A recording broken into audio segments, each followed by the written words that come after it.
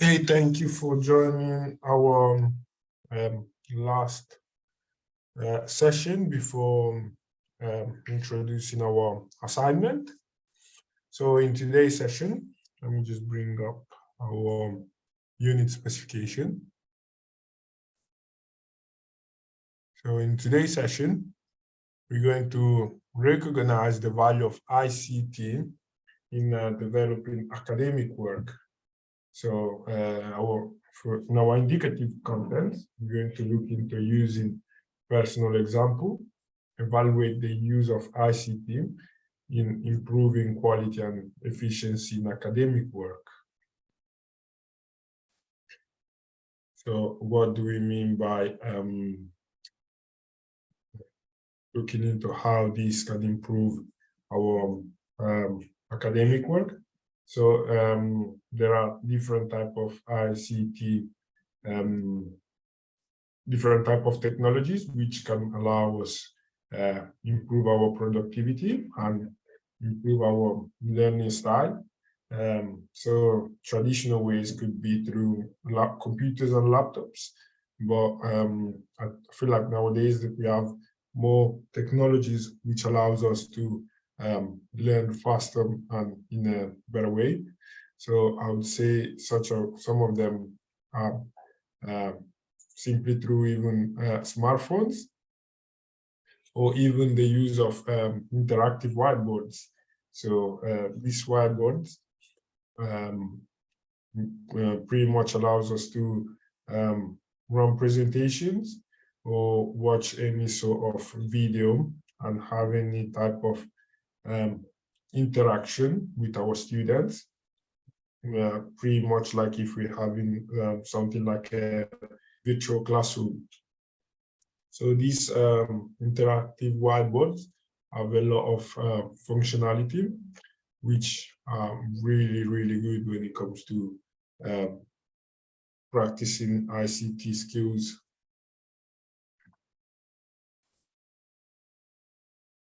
Moving on, we have also interactive tablet. I feel like these are not in a lot of colleges, but due to the fact that they're really quite expensive tablets, which are pretty much like whiteboards, but they allows us to do more stuff. I think these are, we can find them maybe in Apple Store or these type of high technological companies. But some maybe private colleges might have integrated some of these interactive tablets. Then, as I said, we also have a laptop and desktop station, which is pretty much available in every library. These are really useful for the student when it comes to work on the courseworks, or or they have to get ready for any type of exam, or maybe they just need to spend more time in the library when it comes to making the assignments. So the use of this laptop and desktop PCs are really beneficial when it comes to getting the work done, because we know nowadays every type of submission is done online. It is rare, maybe just in, I would say, when it comes to high school, that's when they use pen and paper. But nowadays, when it comes to higher education and universities, it is mandatory to have these ICT skills. Also, we have digital books, which are also called e-books, and they're pretty much useful because yes, we are now transitioning to an era where we're not buying the actual physical book, but we can purchase these books online and read them through our phone or our Kindle, if people are familiar with Amazon Kindle.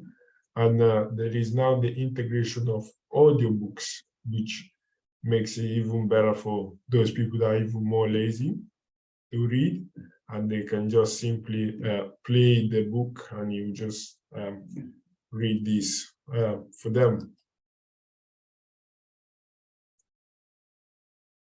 Also, we have software and applications which help us increase our productivity. So depending on what sort of project and the subject, there will be some specific software that you might require to use. Say, for instance, we need to create a poster.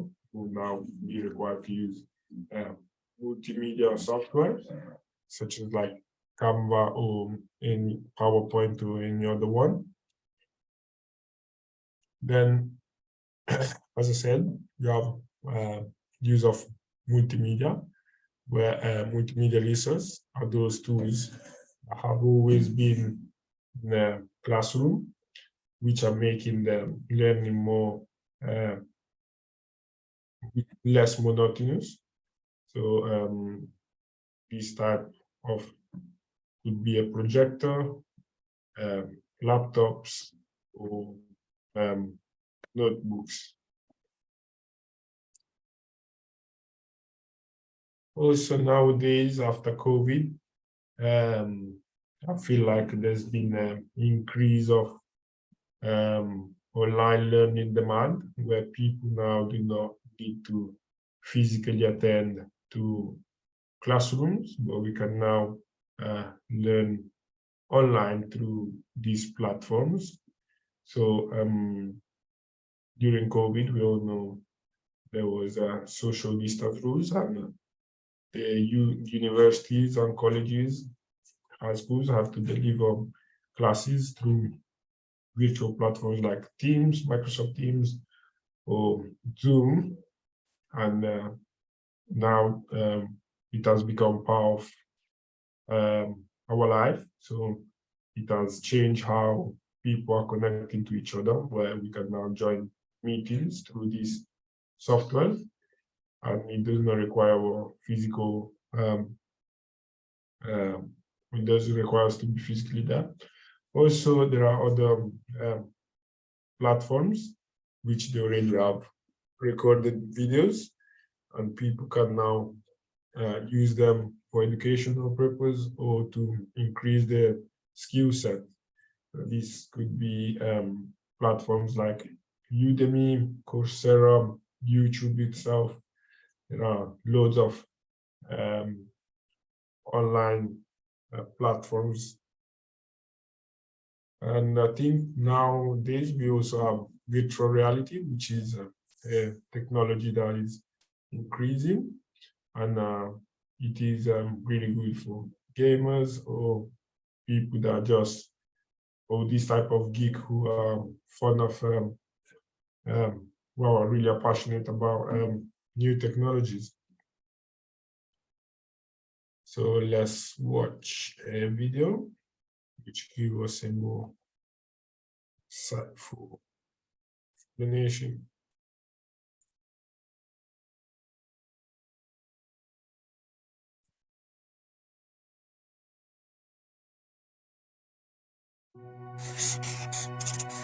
I've been thinking about something. We have so many cool gadgets nowadays, iPads and laptops and smart mobile phones.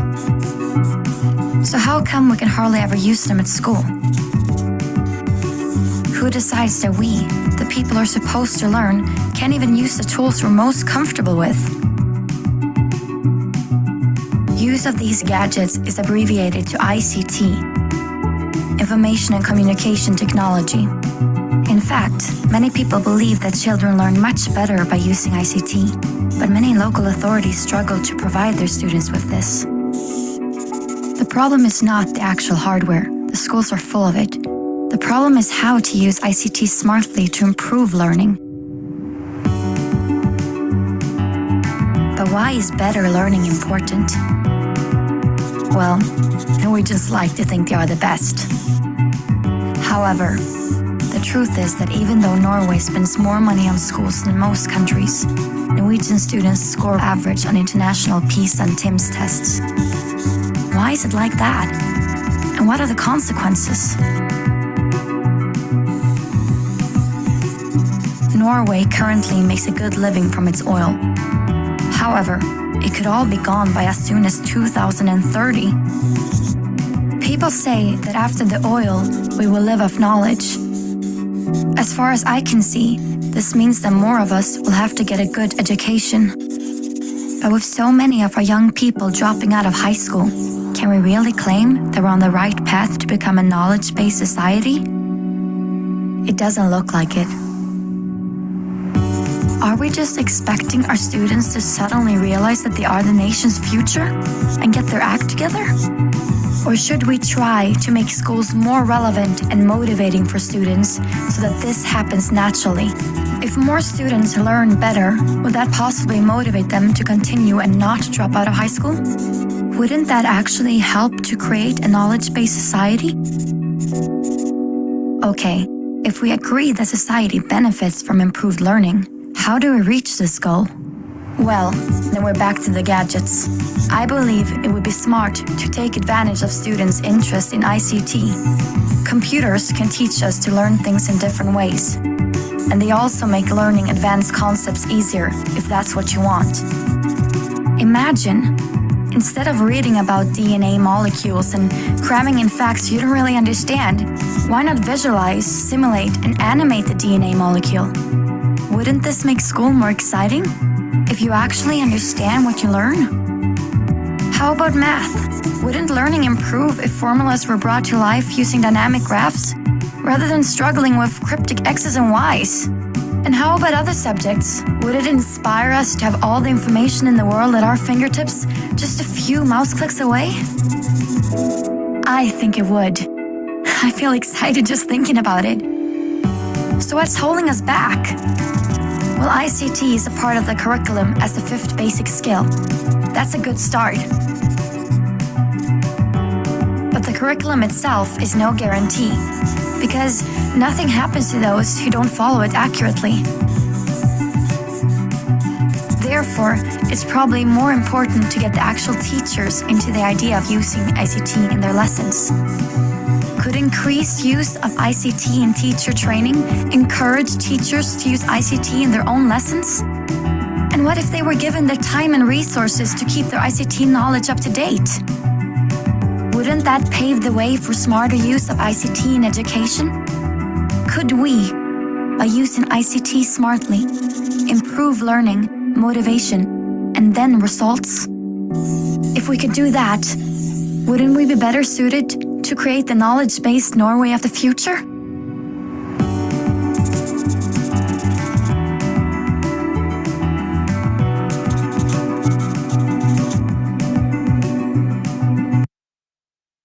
Lucidchart makes intelligent diagramming easy and helps your best ideas become real.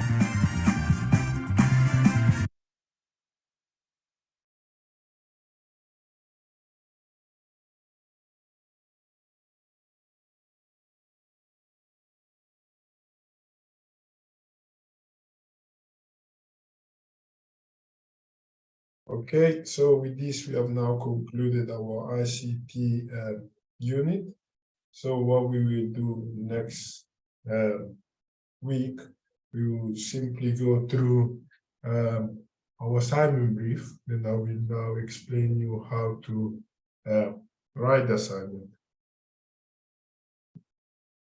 And is there any question, please? No, sir. Okay, and thank you very much for joining. I'll see you next Friday. Thank you, sir. Thank Bye. you. Okay, bye.